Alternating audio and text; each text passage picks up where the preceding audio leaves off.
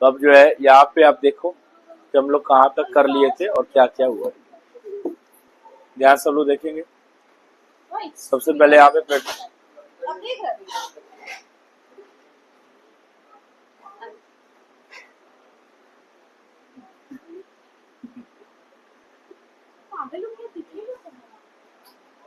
देखिए, सबसे पहले जो है यहाँ पे प्लेटफॉर्म ओपन कर ले रहा है। सबसे पहले प्लेटफॉर्म ओपन कर रहा है पाइथन का, इसमें ओपन करेंगे और यहाँ पे आपने देखना है इसमें जो है पाइथन प्रोग्राम्स में ये सारा कुछ इतने वीडियोस हमारे बने हुए हैं, ठीक है ना। यानी कि चैप्टर 1 से लेकर के चैप्टर 8 तक का वीडियोस हम बना के अपलोड कर चुके हैं और आप इस सारा एक एक करके जिसका जो छूटा होगा फ्रॉम बिगिनिंग टू लास्ट यहाँ तक की है। अब नेक्स्ट जो चैप्टर है जो कराना है वो ये देखिए। तो फाइल प्रोसेसिंग हो चुका था, आज नया चैप्टर है। तो नया चैप्टर जो हम लोग का है वो आगे का देखते हैं क्या है। फाइल प्रोसेसिंग के बाद है स्कोप एंड मॉड्यूल्स। बहुत जरा सा एक छोटा सा चैप्टर है, उसको यहाँ पे कर लेंगे फिर यहाँ पे करेंगे। तो इसको यहाँ पे बंद कर रहे हैं, एक नई फाइल ओपन करेंगे और उसको यहाँ पे सेव कर लेंगे पहले और उसमें देख लेते हैं कि क्या है। इसके अंदर यहाँ पे फाइल का नाम डाल देंगे स्कोप एंड मॉड्यूल्स। ये यहाँ पे चैप्टर कौन सा है, यहाँ पे चैप्टर नंबर हमारा हो जाएगा कौन सा 9,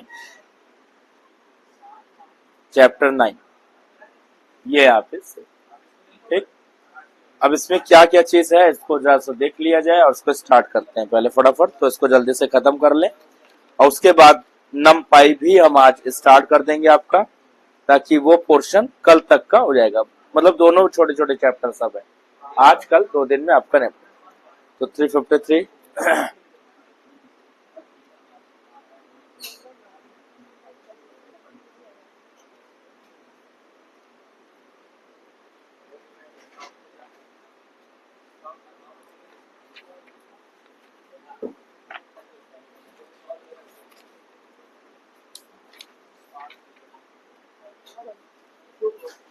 देखिए यहाँ पे सबसे पहली बात अगर हम लोग बात करें कि बेसिकली स्कोप एंड मॉड्यूल्स में क्या क्या है, उसको यहाँ पे देखते हैं। यहाँ पे मैं लिखते जा रहा हूँ, आप उसको ध्यान से देखें। स्कोप एंड मॉड्यूल्स, इसको स्कोप में अगर बात करें तो स्कोप जो होता है बेसिकली वो क्या बताता है, किसी भी वेरिएबल का जो है एक लाइफ स्पैन बताता है ना, कि कहां से कहां तक वो वेरिएबल कब तक चलेगा, उसका कितना ड्यूरेशन है उस पूरे प्रोग्राम में विद इन अ प्रोग्राम, वो उसको यहाँ पे बताता है कि स्कोप किसी भी चीज का स्कोप कितना है।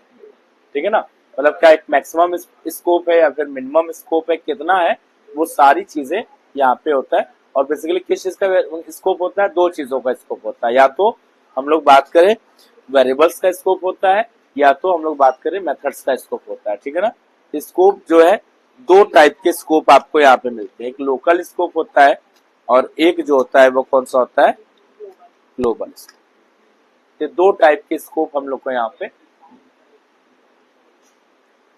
तो यहाँ पे देखते हैं कि लोकल स्कोप में कैसे चलेगा, पहले 1 बाय 1। तो जैसे यहाँ पे एक डेफ नाम का बना लिया, यहाँ पे एक फंसी नाम का एक फंक्शन ले लेंगे और इसमें हम लोग इसको देखते हैं। इसको यहाँ पे ये लगा देंगे, यहाँ पे वेरिएबल ले लेंगे कोई भी, जैसे यहाँ पे हमने 10 ले लिया है और ये जो है इसका जो स्कोप है ये क्या है, लोकल। जब कोई भी वेरिएबल किसी भी फंक्शन की बॉडी के अंदर डिफाइन किया जाए तो उसका स्कोप कैसा होता है, लोकल होता है। लोकल का मतलब ये हुआ कि आप उस वेरिएबल को उसके बाहर, उस ब्लॉक के या उस बॉडी के बाहर एक्सेस नहीं कर सकते। ठीक है ना, उसका जो लाइफ है वो बस उसी के अंदर घूमता रहेगा। और फिर इतना करने के बाद हम नीचे आके प्रिंट करा लेंगे, यहाँ लिखा प्रिंट और यहाँ पे एक्स को प्रिंट करा, ये हो गया। देन अगर आपको रिजल्ट देखना है तो यहाँ पे कॉल करेंगे। कॉल करने के लिए आपको मालूम है किस तरीके से इसको कॉल कर लेते हैं। यहाँ पे फंक्शन को हम यहाँ पे कॉल करने के बाद उसका रिजल्ट देखेंगे क्या आ रहा है, इसको सेव करेंगे और यहाँ पे 5 करेंगे। तो आप रिजल्ट देख रहे हैं क्या आ रहा है इसमें, 10 आ रहा है। 10 का जो मतलब है वो क्या है, यहाँ पे जो 10 आ रहा है वो क्या है, ये एक लोकल स्कोप है ना। लेकिन अगर एक बार अगर हम इसको यहाँ पे प्रिंट करा दें, मान लीजिए हम यहाँ पे प्रिंट कराए और x को प्रिंट करा दें, अब बताओ क्या आएगा रिजल्ट, ऊपर वाले x में क्या आएगा, नीचे वाले x में क्या आएगा, नीचे वाले में प्लेन,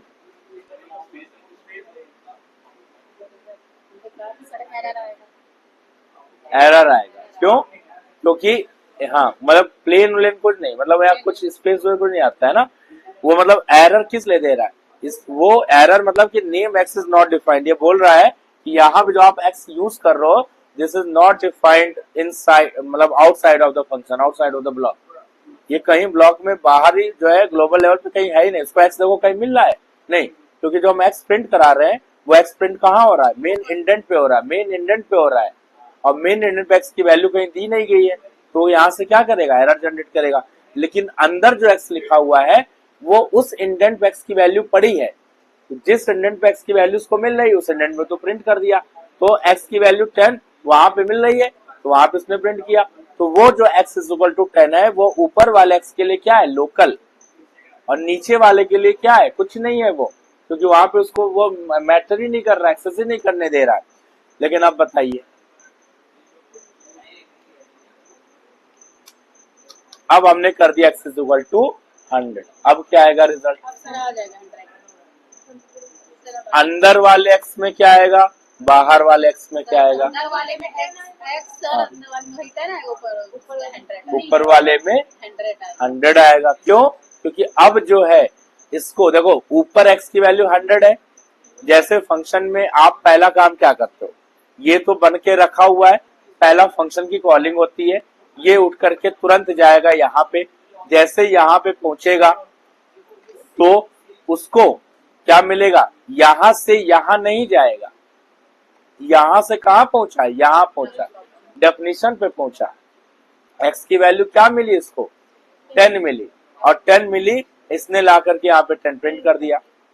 जैसे ये बाहर आएगा फिर देखेगा एक्स प्रिंट करना है, तो एक्स अब ढूंढेगा, एक्स जो है उसके इंडेंट पे देखो एक्स पड़ा हुआ है, जैसे उसका इंडेंट पे एक्स पड़ा हुआ है ये इस वैल्यू को ला करके यहाँ पे क्या कर देगा, प्रिंट कर देगा, इसका जो रिजल्ट आएगा वो 10 और 100 आएगा। तो ऊपर वाला जो एक्स है वो एक तरीके से अगर हम देखें, ये जो एक्स है ये क्या है, इसके लिए इसको हम बोलते हैं ग्लोबल, इसका जो स्कोप है वो ग्लोबल है। ग्लोबल का मतलब कि वो कहीं पे भी चल सकता है ना, अगर वो ग्लोबल है तो क्या वो यहाँ चलेगा, बताइए, अगर वो ग्लोबल है तो क्या वो नीचे चलेगा, बताओ, उसको तो अभी हम बोल रहे हैं ना कि ग्लोबल है, तो ग्लोबल है तो क्या वो नीचे एक्स की वैल्यू अंदर देगा, अब बताओ, एक्स की वैल्यू 100 है, फंक्शन को आपने कॉल किया, एक्स को प्रिंट कराए हैं लेकिन एक्स की वैल्यू उसमें नहीं दी है, तो क्या उसमें वैल्यू ग्लोबल, हम बोल तो रहे हैं कि ग्लोबल है, ग्लोबल मतलब कहीं भी चल जाए, तो क्या उसमें एक्स की वैल्यू आ रही है, देखो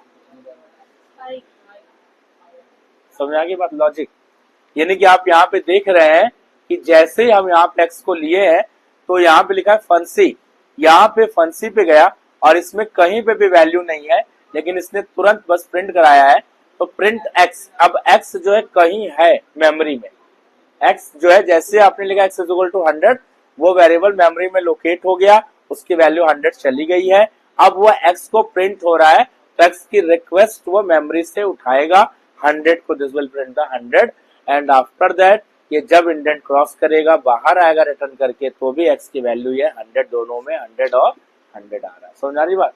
तो इस तरीके से प्रोग्राम आते हैं, इसको ध्यान दीजिएगा ताकि वो गलत ना हो।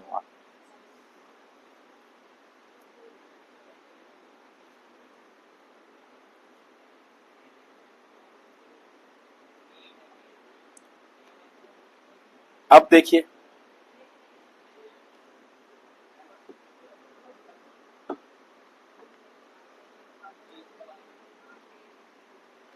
अब मान लीजिए यहाँ पे 100 दिया हुआ है, ठीक है ना, इसमें ज्यादा प्रोग्राम नहीं है, बस यही लोकल ग्लोबल समझना है, 100 दिया हुआ है, यहाँ पे हम आ गए और इसमें हमने कर दिया, इसको हटा दिया। ठीक, यहाँ पे गए, यहाँ पे लिख दिए ग्लोबल। एक ग्लोबल कीवर्ड होता है, उससे हम किसी भी वेरिएबल को ग्लोबल बनाते हैं। ग्लोबल एक्स लिख दिए। ठीक, यानी कि अब ये जो नीचे भी एक्स है, ये ऊपर वाला एक्स तो ग्लोबल है ही, उसका स्कोप तो आउटसाइड ऑफ द फंक्शन चल ही रहा है। नीचे भी एक्स जो है उसका उसका जो स्कोप है वो क्या हो गया, ग्लोबल। यानी कि अगर वो ग्लोबल हो गया, आप बताओ क्या आएगा इसमें और इसमें। एक्स ग्लोबल हो गया और एक्स की वैल्यू 100 है, तो यहां पे क्या आएगा,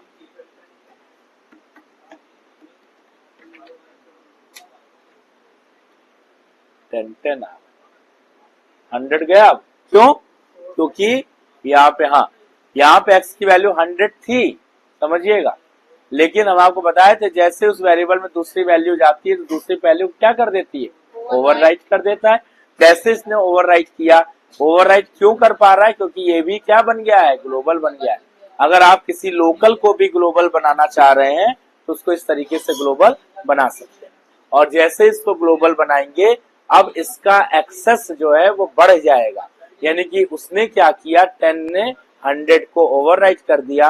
अब यहाँ पे क्या आ जाएगा, 10 आ जाएगा और नीचे भी क्या आ जाएगा, 10 आ जाएगा। ठीक है ना, क्योंकि अब वो दोनों एक्स में क्या रह गया, केवल 10 रह गया और वो हमारा यहाँ पे क्या है, ग्लोबल है। तो आप यहाँ पे देख रहे हैं कि दोनों में 10 जो है ये चला। समझ आ गया बात, इस तरीके से।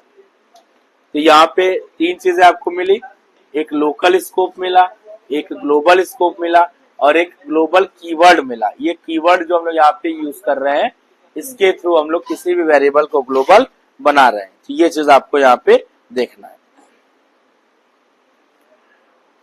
अच्छा, उसके बाद जो है एक कुछ चीजें, बस इसमें ज्यादा नहीं है, चैप्टर में थोड़ा ही सा चीज है। इसके बाद एक टर्म आ जाता है, जैसे मान लो यहाँ पे दिया हुआ है, ये हम लिख दे रहे हैं LEGB। लाइक अगर कभी जैसे एग्जाम में पूछे LEGB, LEGB रूल क्या होता है, LEGB रूल, ठीक है ना। तो लोग स्कोप एंड मॉड्यूल्स में अभी आप जो देख रहे हैं, स्कोप में इस तरीके का स्कोप हमारा बना हुआ है। ठीक है, अभी हम लोग मॉड्यूल वाली भी बात कर लेंगे। स्कोप में आप देख रहे हैं यहाँ पे कि ये स्कोप हमारा हो चुका है लोकल एंड ग्लोबल का। अब यहाँ पे एक दिया है LEGB रूल। LEGB रूल का मतलब ये होता है, यहाँ पे local, enclosed, global, built in. मतलब इस रूल का मतलब है कि जब भी हम लोग इसको यूज करेंगे तो कैसे यूज करेंगे। सबसे पहले यहाँ पे जो रूल है वो कुछ इस तरीके का है, मतलब L मतलब लोकल, इनक्लोज्ड, ग्लोबल और B मतलब हो गया बिल्ट इन। इस हायरार्की को फॉलो करेगा और लोकल से चलेगा।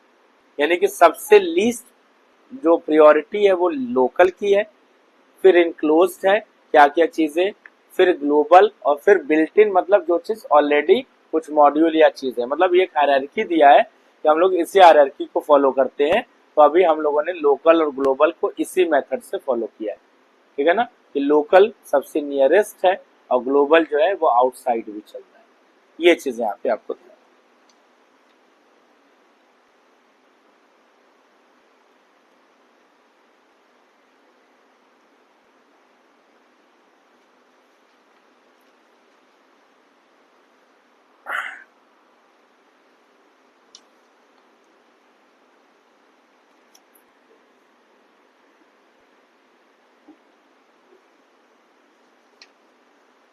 अब हम लोग यहाँ पे बात कर लेते हैं मॉड्यूल्स की।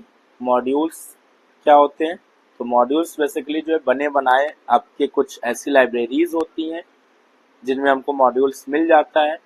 तो यहाँ पे हम लोग बात, अब वही हमारा चैप्टर में आ जाएगा आगे, मॉड्यूल्स।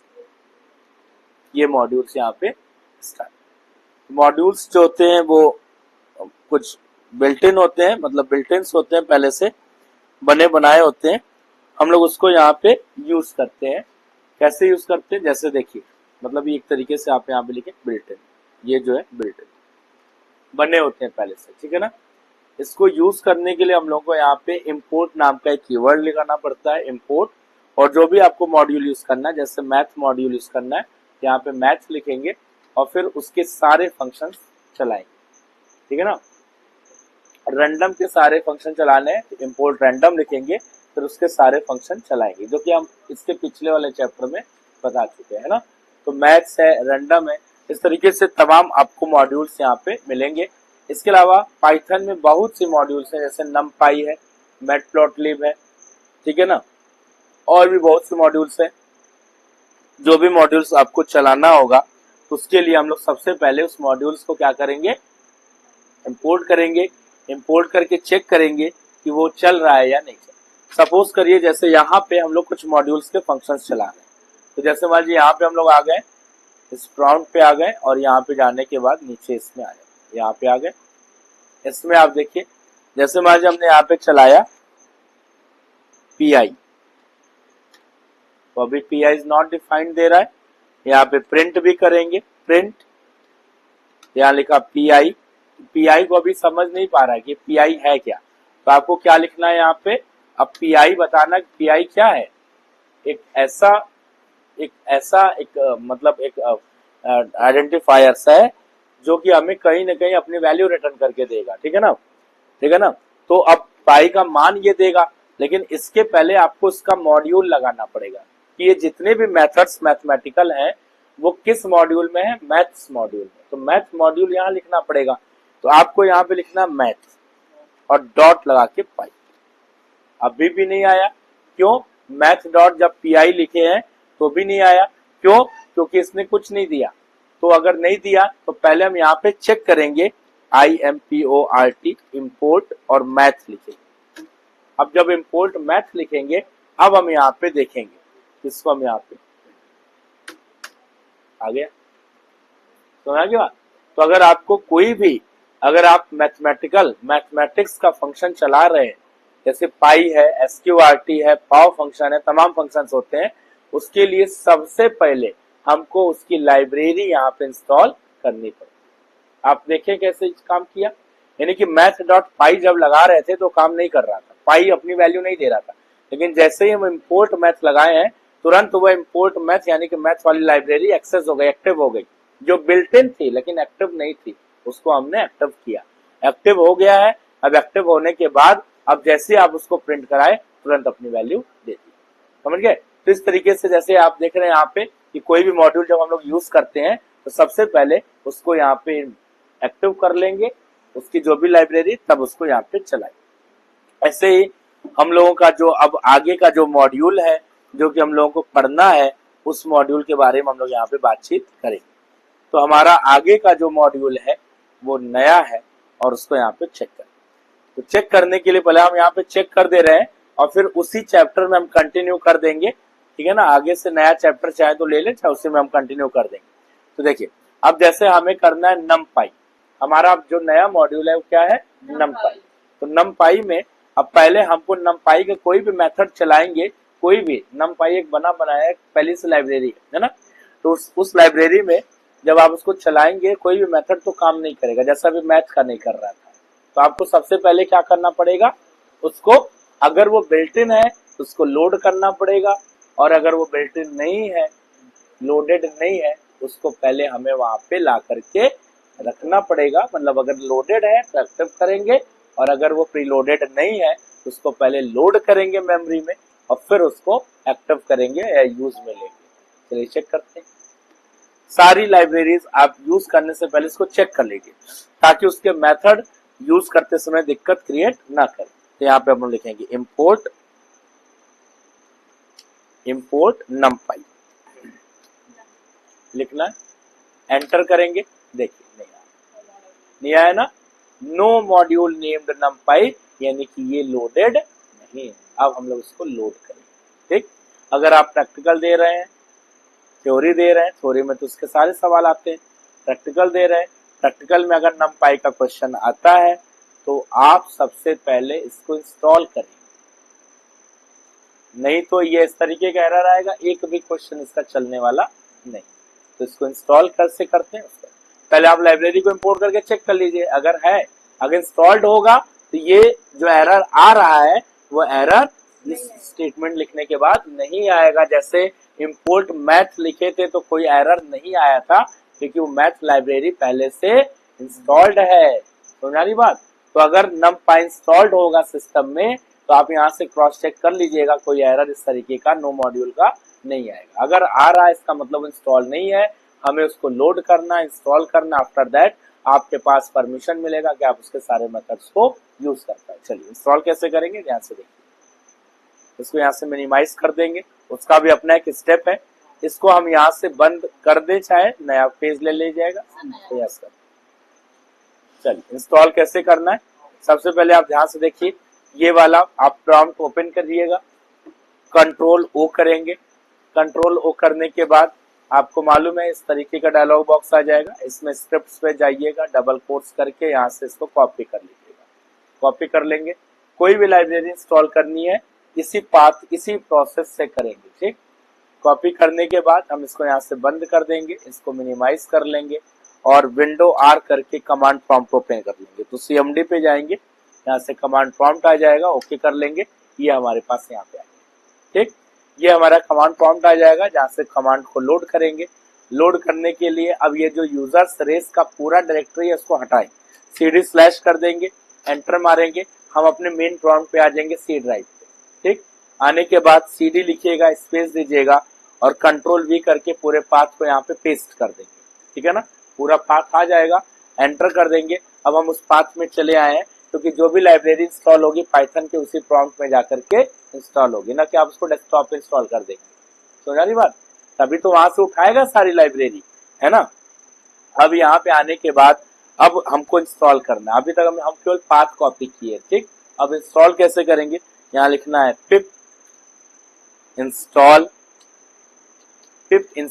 numpy, ये लिखना पड़ेगा। जो भी चीज आपको इंस्टॉल करना है तो आपको लिखना पड़ेगा पिप इंस्टॉल। जैसे आपको दूसरी लाइब्रेरी है तो उस लाइब्रेरी का नाम, पिप इंस्टॉल तीसरी लाइब्रेरी उस लाइब्रेरी का नाम। अभी हमारे पास कौन सा लाइब्रेरी, numpy, तो हम यहाँ पे लिखेंगे पिप इंस्टॉल numpy, स्मॉल में ही जाए, एंटर कर दीजिएगा। नेट चलना चाहिए, इंटरनेट एक्टिव होना चाहिए, अदरवाइज इंस्टॉल नहीं करेगा।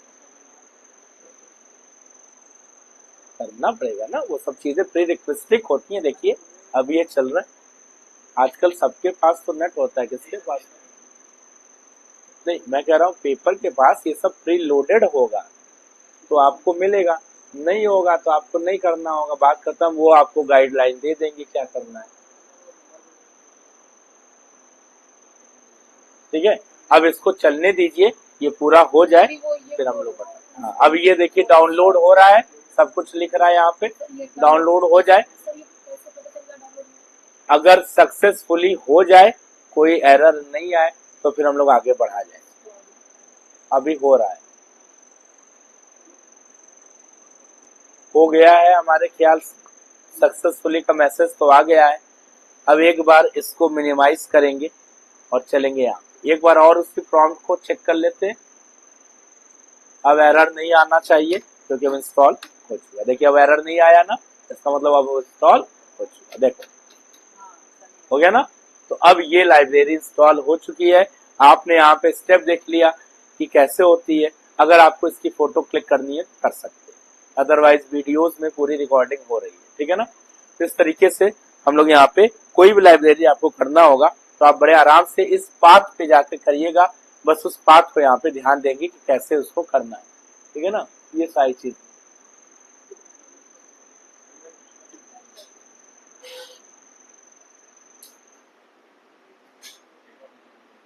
ठीक। अब देखिए अब हम लोग चलेंगे इसके प्रोग्रामिंग पार्ट में।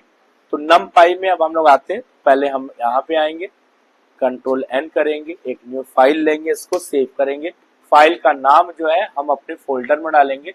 फोल्डर में यहाँ तक के सारे फाइल्स हो चुके हैं और लास्ट जो चैप्टर है हमारा क्या है, numpy। चैप्टर नंबर कौन सा है, 10,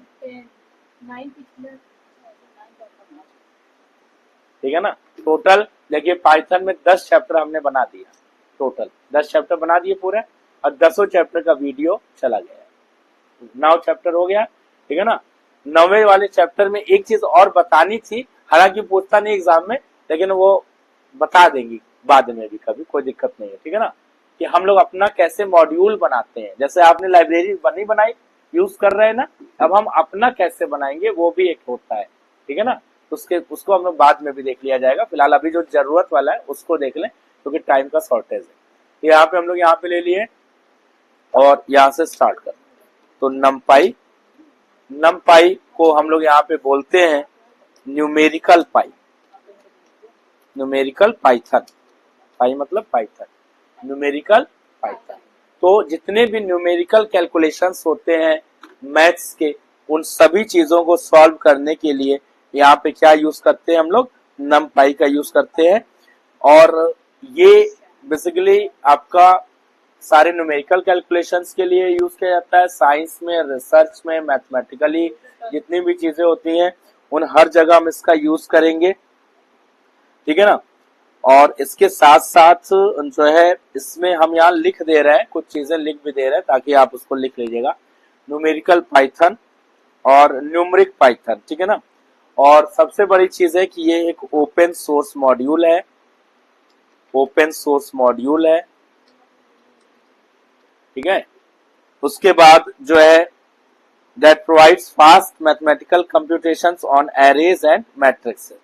तो ये काम किस पे करता है, वर्क्स ऑन, यहाँ लिख दे रहे हैं वर्क्स ऑन, वर्क्स ऑन किस पे काम करता है, एरेज पे ये काम करता है, ठीक है ना। एरेज पे काम करता है या फिर किस पे काम करता है, मैट्रिक्सेस पे काम करता है। तो यहाँ पे थोड़ा सा ये मैट्रिक्सेस पे यहाँ पे काम करता है, ठीक।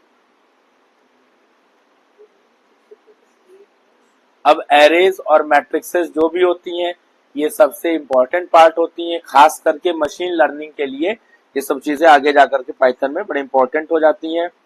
इसके अलावा अगर हम लोग बात करें तो नमपाई along with machine learning modules like, बहुत से मॉड्यूल्स जो है के साथ ये काम करता है, जैसे स्किट लर्न, पांडास, पांडास भी एक है, मैटप्लॉटलिब भी है एक लाइब्रेरी, मैटप्लॉटलिब, यहाँ पे सारे ग्राफ्स और चार्ट बनाए जाते हैं जगह जगह के अलग अलग, ठीक है। टेंसर फ्लो है। इस तरीके से हमको कई लाइब्रेरीज मिल जाएंगी जहां पे हम इनका यूज करेंगे।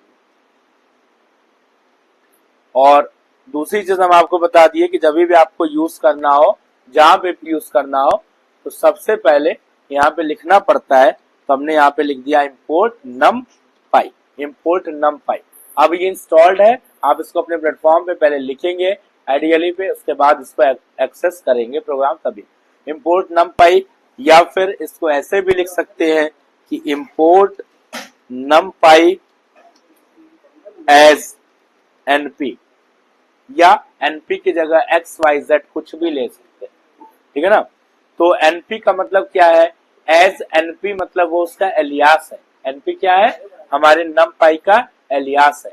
एलियास ये बता रहा है कि आपको जब भी कभी इसके मेथड यूज करना पड़ेगा, लाइक जैसे हमने मैथ्स का यूज किया था तो आपने देखा था, हमने लिखा था math.py, लिखे थे ना, वैसे ही नमपाई के जितने भी मेथड यूज करेंगे आप लिखेंगे नमपाई डॉट करके। तो बार बार नमपाई न लिखे, शॉर्ट में हम उसका एलियास यूज कर लेंगे क्या, एनपी, ठीक है। अगर आपको इस तरीके से कुछ प्रॉब्लम हो रहा है तो आप इस लाइन की जगह इस लाइन को भी यूज कर सकते हैं, दोनों में से कोई भी आप तरीका चाहें तो यूज कर लेंगे, कोई दिक्कत नहीं। अब आगे बढ़ते हैं हम लोग यहाँ पे।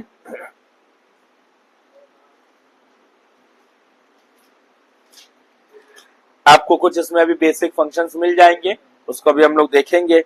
और अगर हम लोग यहाँ पे बात करें कि एरेज कितने टाइप के होते हैं, तो यहाँ पे जो एरेज होते हैं, बेसिकली एरे जो होता है वो हमारा यहाँ पे एक होता है पहला एरे,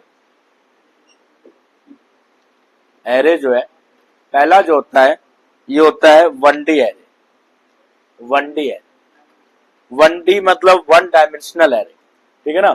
इसको या तो हम लोग एक रो के फॉर्म में या तो एक कॉलम्स के फॉर्म में इसको लेकर के चलते हैं। ये वन डायमेंशनल होता है, इसमें एक से ज्यादा डायमेंशन नहीं होते, एक डायमेंशन होता है। या तो आप उसको रो के फॉर्म में ले लीजिए या तो उसको कॉलम के फॉर्म में ले लीजिए, या तो हॉरिजॉन्टली ले लेंगे या तो वर्टिकली ले लेंगे, वो 1D होते हैं। वन डी एरे जो होते हैं बेसिकली इसको हम लोग बोलते हैं कि क्या बोलते हैं, वन डी एरे को यहाँ पे जो हम लोग उसका नाम है उसको यहाँ पे क्या बोलते हैं,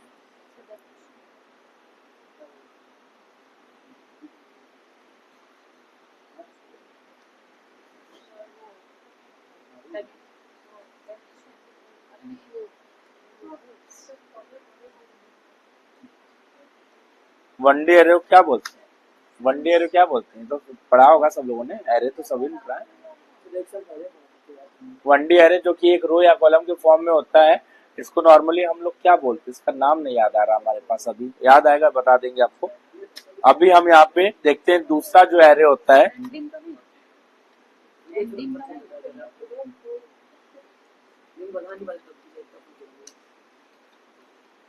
दूसरा है multi dimensional array. Multi dimensional array, multi dimensional में आपका कई मतलब जो मोर देन वन डी होगा।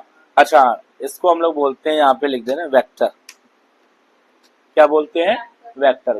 ठीक, मल्टी डायमेंशनल एरे जो होता है, मल्टी डायमेंशनल एरे या तो वो 2D बेस्ड हो सकता है या फिर वो 3D बेस्ड हो सकता है, जिस भी हिसाब से आप चाहेंगे वो यहाँ पे चलेगा।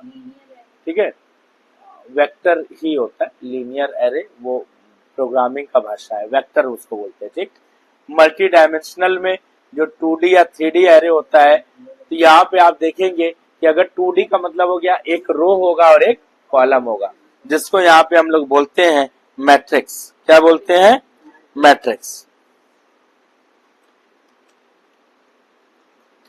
ये हो जाती है यहाँ पे मैट्रिक्स।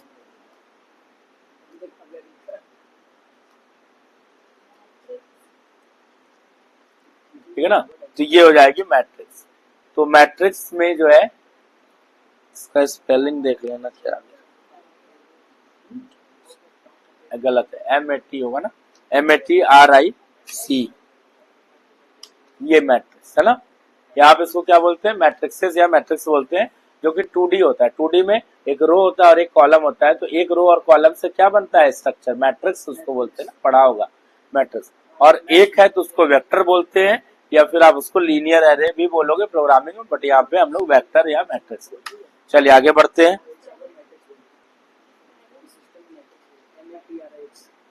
अब इसका program, creating a 1D, creating a 1D array.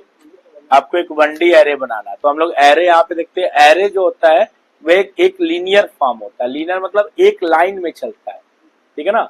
1D array एक लाइन में, या तो रो में चलेगा या तो कॉलम्स में चलेगा, कॉलम में चलेगा, ठीक है ना। और 2D एरे या 3D एरे जो होते हैं वो मल्टीपल लीनियर्स होते हैं, मतलब एक से ज्यादा उसमें वो बेस्ड होता है, एक रो होता है और एक कॉलम होता है। 3D में रो कॉलम और एक यहाँ पे हॉरिजॉन्टल्स आपके होते हैं, तो 3D बेस्ड होते हैं, जो आपको स्क्यू करता है। 3D मतलब स्क्यू करता है, जैसे आपने यूं बना लिया, अब उसको एक तरफ से स्क्यू करिए, यूं घुमाइए, समझ रहे हैं, एक पोर्शन पे आगे बढ़ाइए तो उसका इमेज 3D बनेगा। जैसे 3D बनेगा वो आपका उस रो और कॉलम पे बढ़ रहा है, स्क्यू है ना।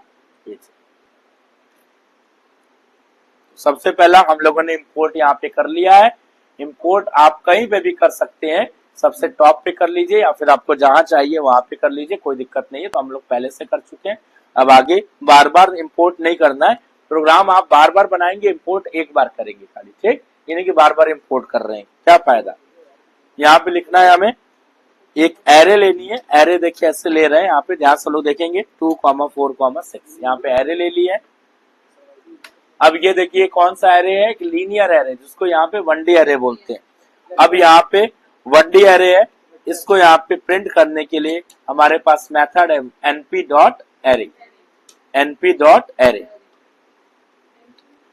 np आप देख रहे हैं कि इंपोर्ट numpy एज np लिए थे एलियास, तो हमने numpy.array न लिख करके क्या लिखा, np.array। आपको मालूम है आप numpy.array भी लिख सकते हैं, लेकिन बार बार numpy न लिख करके हम np शॉर्ट में यूज करेंगे। और एरे हमारी क्या है, एक्स है, इस एक्स को यहाँ पे पास करेंगे और इसको एक वेरिएबल में स्टोर कर लीजिएगा। तो हम यहाँ पे जाकर के यहाँ पे नम में स्टोर कर ले रहे हैं, ये यहाँ पे आ जाएगा, ठीक है ना। और इसको प्रिंट करके हम यहाँ पे देखेंगे, तो प्रिंट किसको करेंगे, यहाँ पे नम को। जब यहाँ पे नम को प्रिंट करेंगे, आप सेव करके चलाइएगा, तो आप देखेंगे यहाँ पे जो एरे है वो एक लीनियर एरे यहाँ पे आ चुका है, ठीक। यहाँ पे जो एरे है वो पूरा हमारा यहाँ पे आ चुका है। तो इस तरीके से ये एरे पूरी आ रही है, 2 4 6 सारे एलिमेंट आ गए, ठीक है ना। अब इसमें जो है, मान लीजिए आपको कुछ स्पेसिफिक देखना हो तो आप इसको कैसे चेक करते हैं।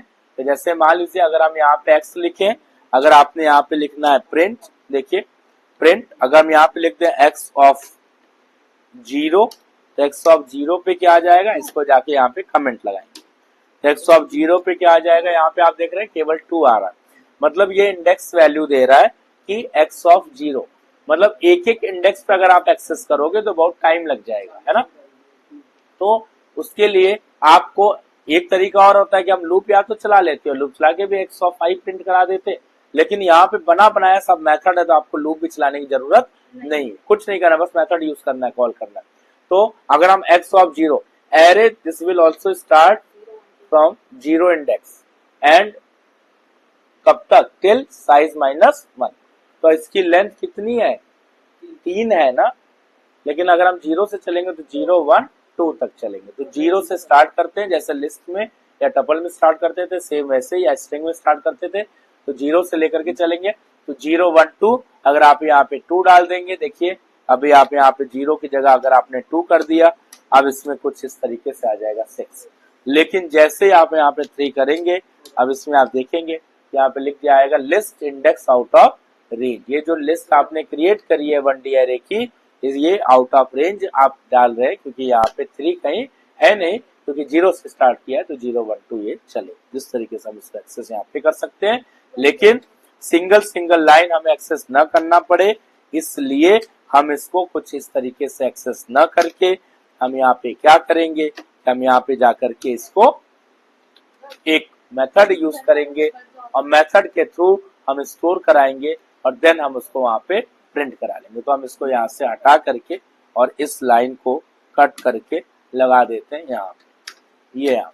तो आप सिंगल लाइन ना चलाओ, इसके लिए हम कुछ इसको इस तरीके से यहाँ पे चलाएंगे। ये प्रोग्राम यहाँ पे हमारा बन चुका है। अब हम लोग देखेंगे 2D एरे कैसे बनाते हैं। तो 2D एरे देखेंगे, ये 1D एरे हो गया है। क्रिएटिंग अ 2D एरे,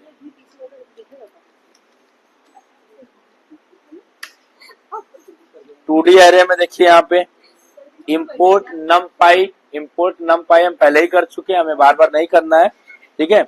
अब सीधे यहाँ पे हम लोग यूज करेंगे। तो हमने यहाँ पे जैसे एक नम यूज कर लिया है, ठीक है ना।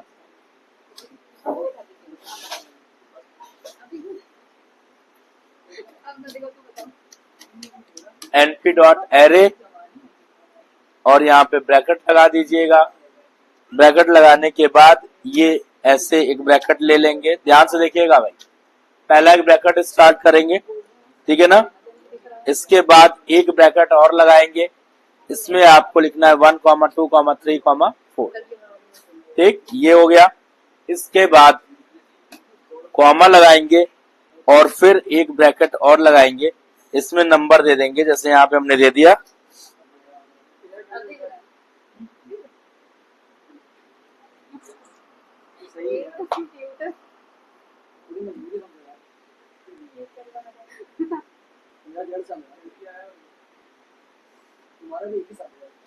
10, 20, 30, 40, ये यहाँ पे देंगे, ठीक।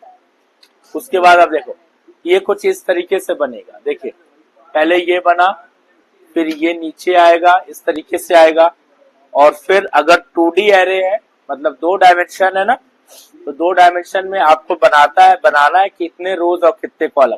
तो कितनी रोज हम बना रहे हैं, 2 रो बना रहे हैं। कॉलम कितने ले रहे हैं, 4 कॉलम, 2 रो और 4 कॉलम है, दिख रहा है सबको।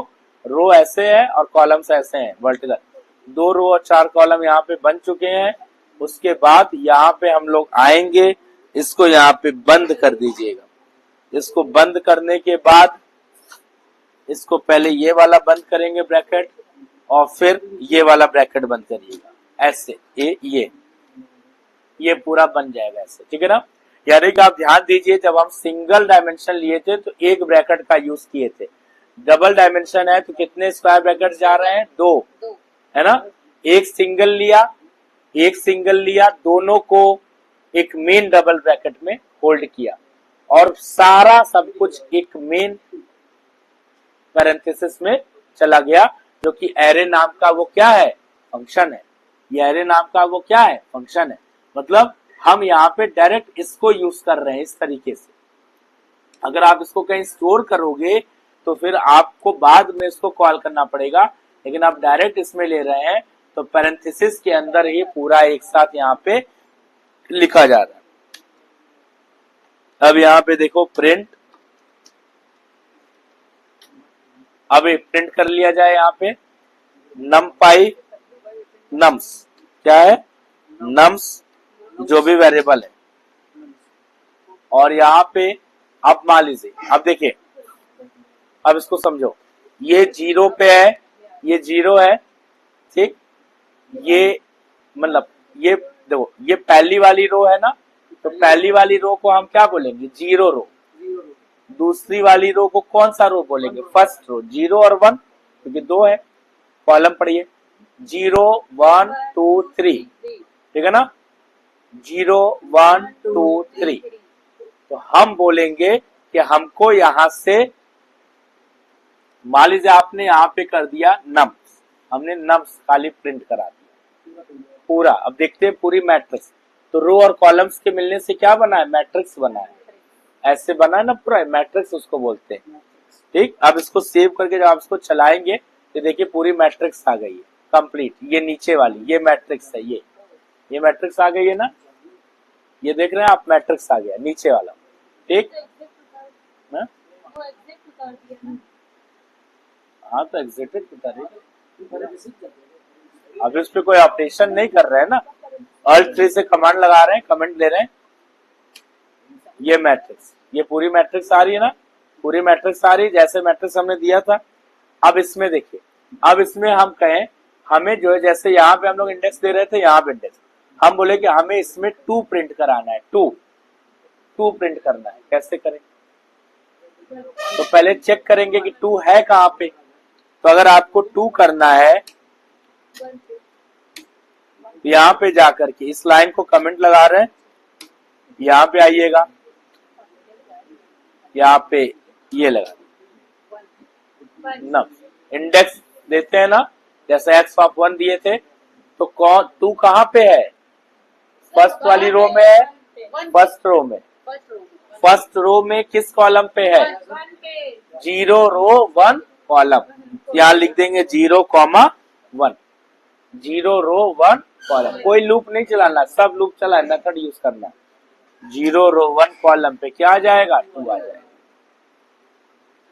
अब हमें यहाँ पे चाहिए 30, बताओ 30 के लिए क्या लिखा जाए, ये क्या आपको, ये क्या दे रहा है, ये 2 दिया है, ये क्या दिया, 2 दिया।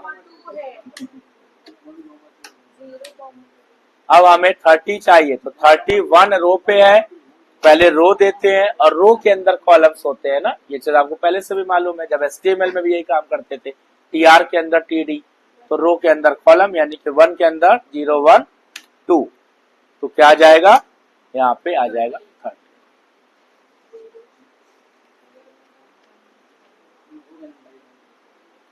समझ में आ गया बात। अब चलिए आगे देखिए,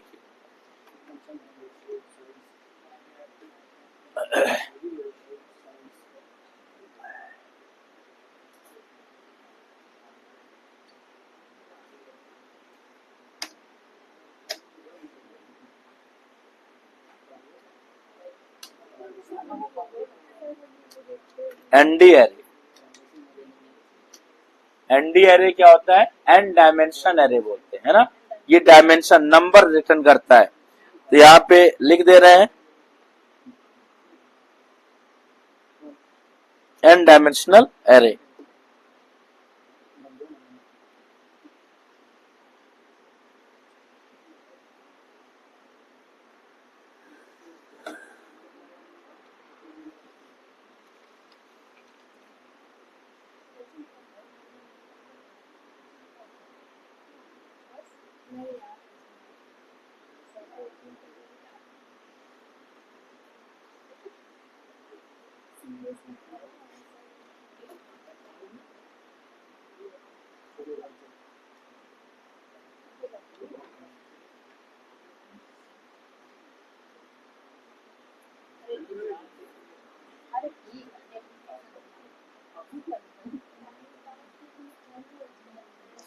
तो यहाँ पे एनडी एरे तो हम लोग बातचीत कर लिए। N dimension array, N dimension में कितनी चीजें आ रही हैं, या तो 1D आ जाएंगी या तो 2D आ जाएंगी।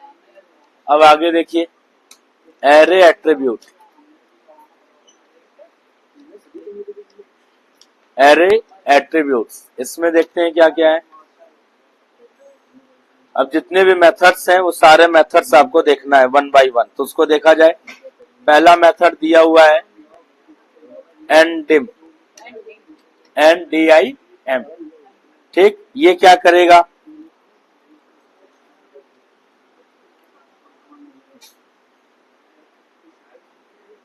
डिस्प्ले द, अभी ऊपर बताया था ना, display the dimension, display the dimension of the array, display the dimension of the array.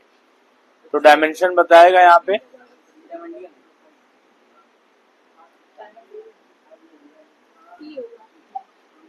Dimension of the array. तो यहाँ पे एक एरे जैसे हमने लिया है, इसी एरे को यहाँ पे कॉपी कर लेंगे,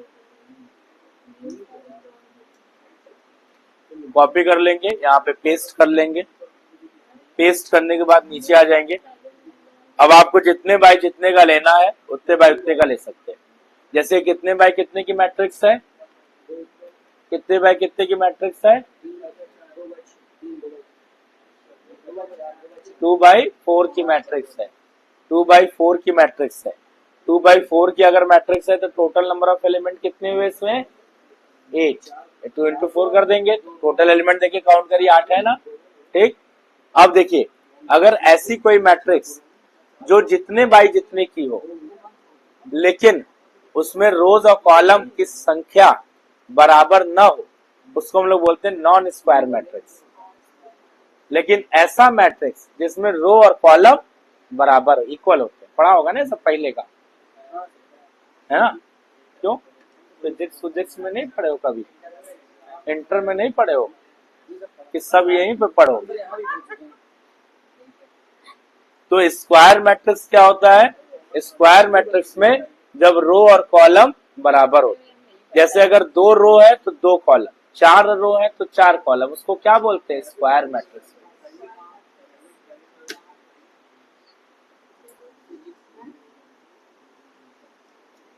यहाँ पे लिखेंगे प्रिंट, और इसमें जो भी आपके पास वेरिएबल होगा उसको लिख लेंगे। यहाँ पे जैसे नम्स है तो यहाँ पे नम्स डाल देंगे, और यहाँ पे उसके लिए जो NDIM, जो यहाँ पे एट्रीब्यूट दिया है उसको यहाँ पे लिख देंगे, जो एट्रीब्यूट है उसको लिख देंगे। एट्रीब्यूट क्या दिया है, NDIM। तो इसको देखते हैं चला के, इसको सब कमेंट लगा देते हैं। 2 डायमेंशन, मतलब इसमें क्या बता रहा है, इसका डायमेंशन कितना है, 2, ठीक है ना। 2D ये बता रहा है, 2D है, ये क्या बता रहा है, 2D। लेकिन अगर आप इसको ले लेंगे, इसको, और जब इसको आप यहाँ पे चलाएंगे तो क्या बताएगा, 1D है ना। तो 2D और 1D ये बता, डायमेंशन बता रहा है। आप जितने बाई जितने का रो कॉलम लो उससे नहीं मतलब, लेकिन ये है क्या, 2D तो है, एक रो है एक कॉलम है, जितने बाई जितने का लो उससे फर्क नहीं पड़ता है। कि आप रो कॉलम घटा बढ़ा दिए तो 3D दे देगा, नहीं, रो कॉलम से 3D थोड़ी ना बन जाएगा। 3D तो हम बताएं ना कि अलग होता है। अब इसमें दूसरा मेथड है shape.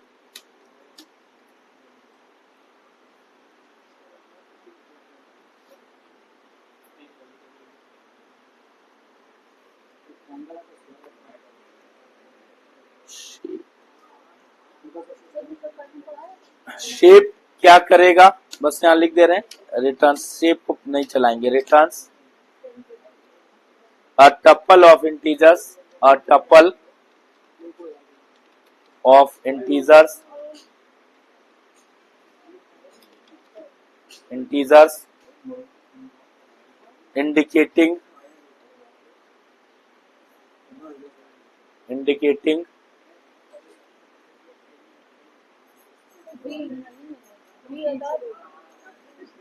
indicating the size of the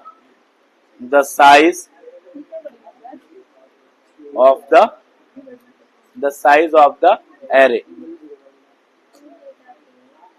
ये इसका। तो शेप मेथड क्या करेगा, ये यहाँ पे रिटर्न करेगा tuple of integers indicating the size of the array.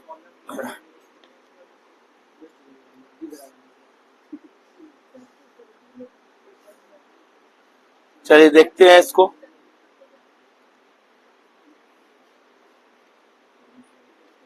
चला लिया जाए, यही वाला ले रहे हैं नीचे, पेस्ट कर दे रहे हैं। Returns a tuple of integer indicating the size of the array. Size बताएगा कि कितने बाई कितना है, वो बताएगा। तो चलिए देखते हैं। प्रिंट np डॉट शेप,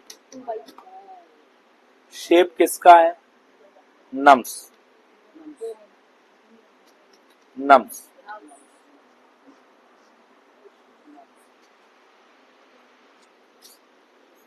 चलो लास्ट वाला देखो पहले क्या आ रहा है, इसको लगा दे कमेंट।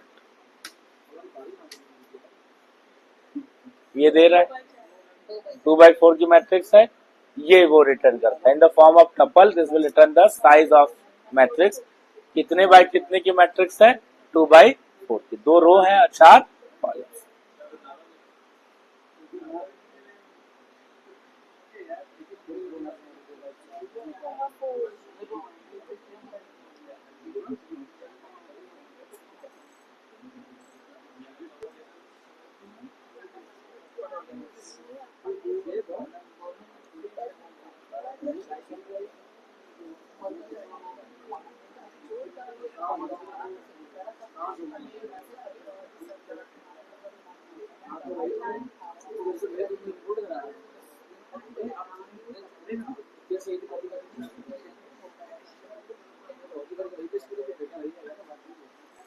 ठीक, अब देखो इसमें एक चीज और ध्यान देखिए, इसमें हम लोग एक काम और कर, ये तो आपका वो डिफॉल्ट दे रहा कितने बाय कितने।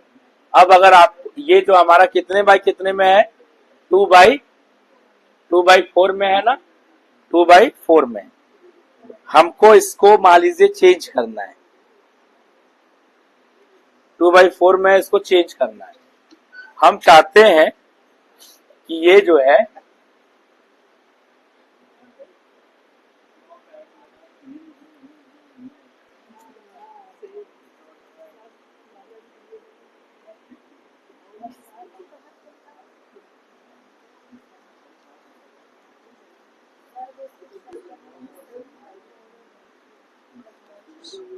वो तो है ये 2/9, 2 रो 9 कॉलम, 2 रो, वो नंबर 2 रो बना। देखो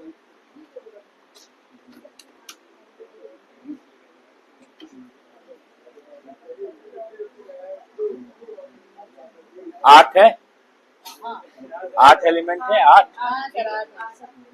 हमको इसको एक ही में चाहिए, है ना, तो हमने इसको कर दिया 1 शेप। इसका पहले बना ले shape, nums dot shape, nums dot shape, shape change कर रहे हैं 1,8, 1,8 प्रिंट करा के देखें। नम्स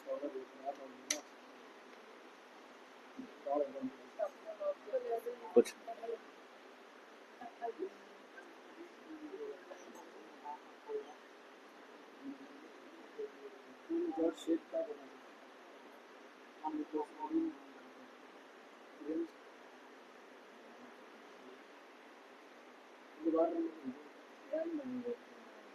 शेप वाला जो मेथड है 1,8 का मतलब ये हुआ 1,8 का मतलब क्या हुआ 1 रो में 8 कॉलम 8 कॉलम चले जाए 8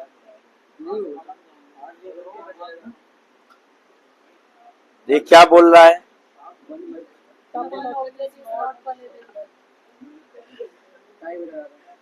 हाँ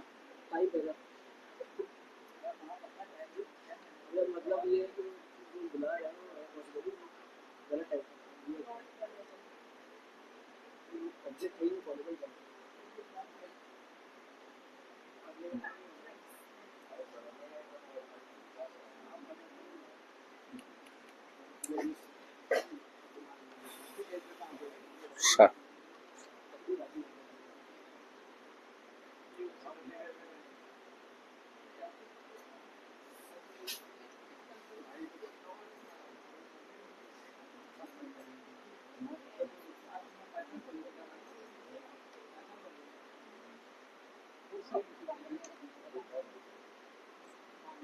नहीं ये तो वैसे वो तो बना ही है ये तो है ही है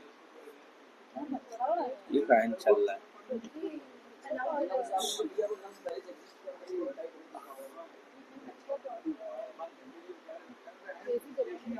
टाइप एरर मैंने ये इसमें दिक्कत दे रहा है कुछ 2,4 दे रहा है ना जबकि ये शेप यहीं से ऐसे चेंज हो जाता है शेप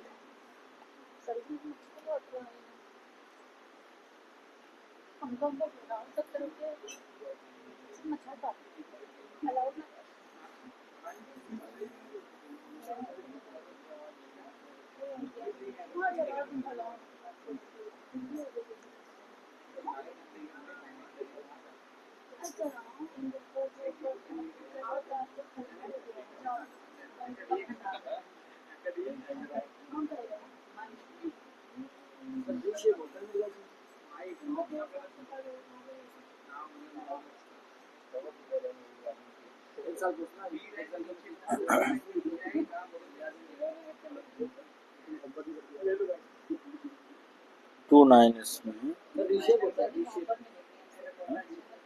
नहीं शेप ही है 2,4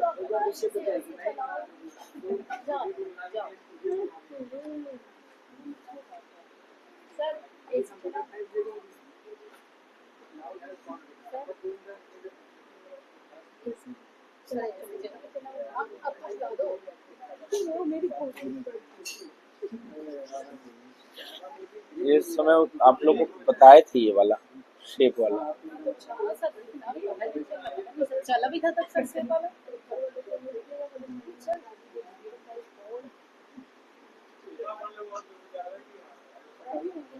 दो रो एक वाला तो रो इधर बना दे हमारी 2 रो दिया ही हुआ है वहां पर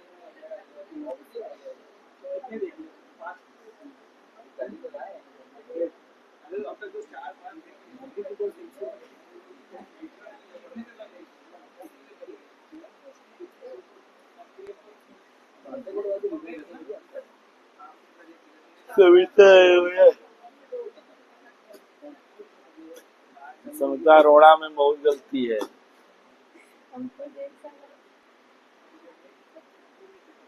ये कहाँ गड़बड़ हो गया भाई हाँ रीशेप नहीं शेप ही है सर इसमें यही फॉर्मूला चल नहीं रहा है इसमें कुछ है चेंज करने वाला इसको चलो देखते हैं अभी हटा देते हैं उसके बाद देखा जाएगा कमेंट लगा देते हैं सर एक बार मुझे देख लीजिए शेप निकालते भी ना बात इसमें ये आ रहा है हाँ लो रीशेप करी ना हमें रीशेप थोड़ा नहीं मेरे तो चलो रीशेप कर लेते हैं। क्या बोल रहे थे? आज पढ़ी गई। रीशेप कितने बाय कितने का? मान लो हमने कह दिया कि हमें जैसे 2/4 है, 2/4 है ये, तो हमको मान लो इसमें 4/3, 2 चौक 8 हुआ, 4 3 12 हो जाएगा। 4/2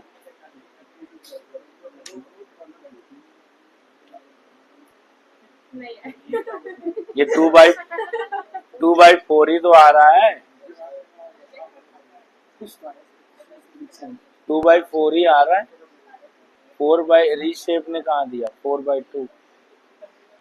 अच्छा रुको, 1/8 कर देते,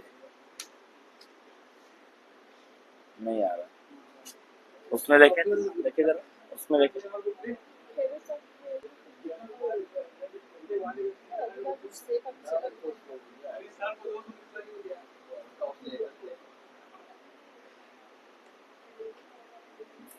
इसमें आ रहा है।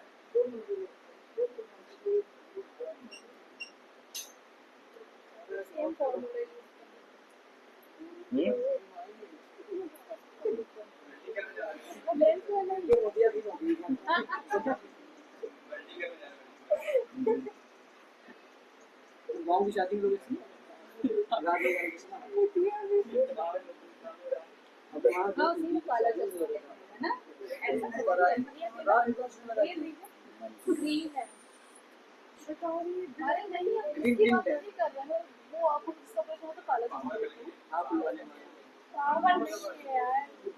पावर है।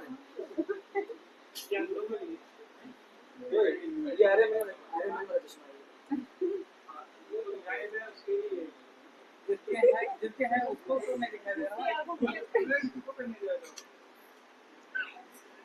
ये बीमा वालों को फ्री मिलता है, कमीशन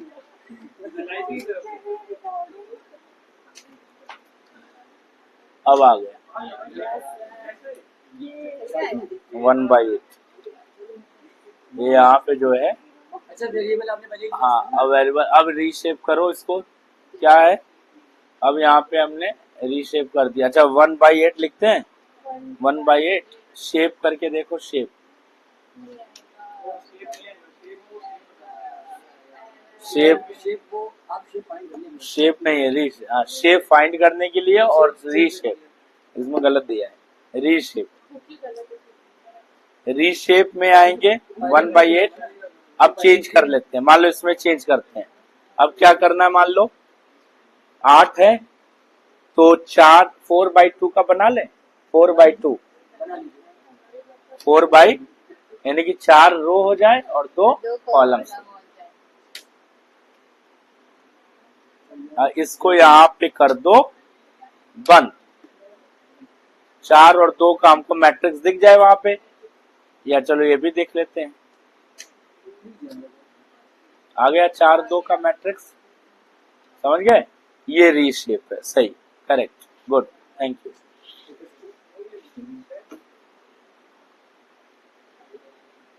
अब आगे देखिए, तो ये आप देखिए कि किसी भी मैट्रिक्स को कितनी आसानी से इंटरचेंज किया गया है ना।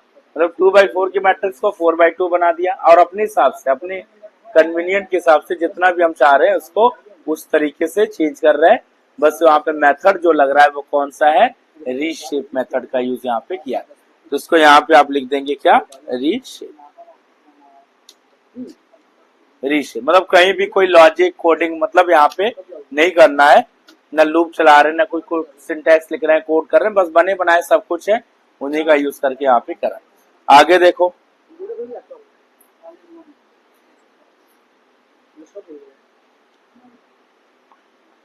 Size attribute.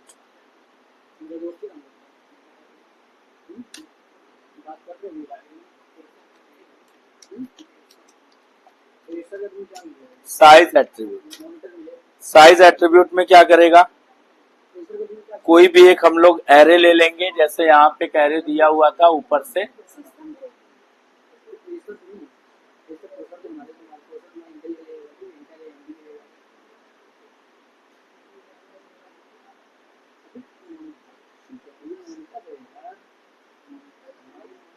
ये यहाँ पे दिया है, इसको यहाँ से कॉपी कर लिया जाएगा।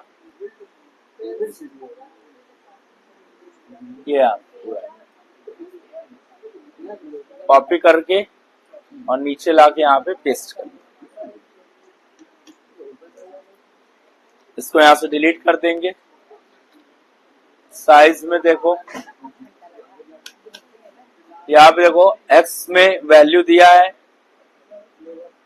x में वैल्यू है 246, ठीक है ना। फिर यहाँ पे हम लोग साइज एट्रीब्यूट का यूज करेंगे। तो यहाँ पे आपको लिखना है x में वैल्यू गई है np.array, np.array, np.array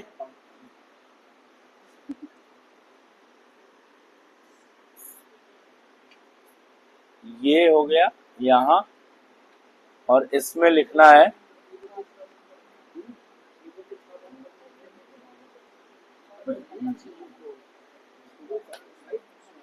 x। ये वैल्यू किस में गई, नम में गई। आप चाहे तो इसको डायरेक्ट भी ले सकते हैं, इसको, है ना, मतलब ये 2 बार न करना पड़े, इसको डायरेक्ट भी लिख सकते हैं। डायरेक्ट कैसे लिखेंगे, यहाँ पे डायरेक्ट कैसे लिखना है, यहाँ पे आप लिखो, यहाँ पे जैसे a r is equal to np.array ये, और यहाँ पे इस तरीके से हम लोग यहाँ पे एरे बना लेंगे। यहाँ पे ब्रैकेट लग जाएगा, ठीक। और यहाँ पे ये पूरा एक स्क्वायर मैट्रिक्स यहाँ पे बन गया, ये आप, ठीक। प्रिंट करा लेंगे।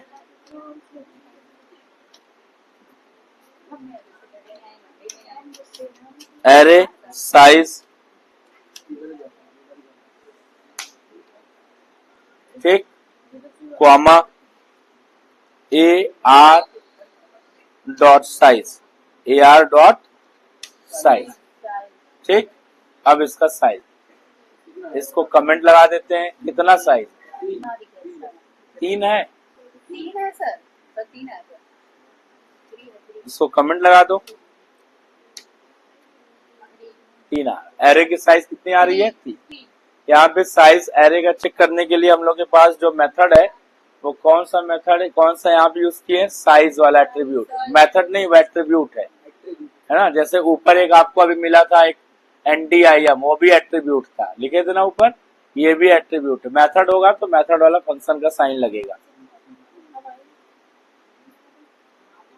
तो आपने अभी तक देखा है यहाँ पे कि हम लोग इसमें क्या क्या यूज किए हैं। कल अभी तक हम लोगों ने इसमें क्या क्या यूज किया आज,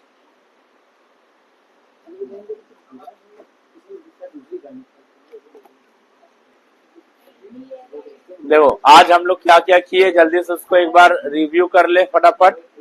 हम लोगों ने जो है पूरा इसको किया, इंस्टॉलेशन सब लोगों ने देखा कैसे होता है पूरा कंप्लीट, ये पूरा सब कुछ देखे।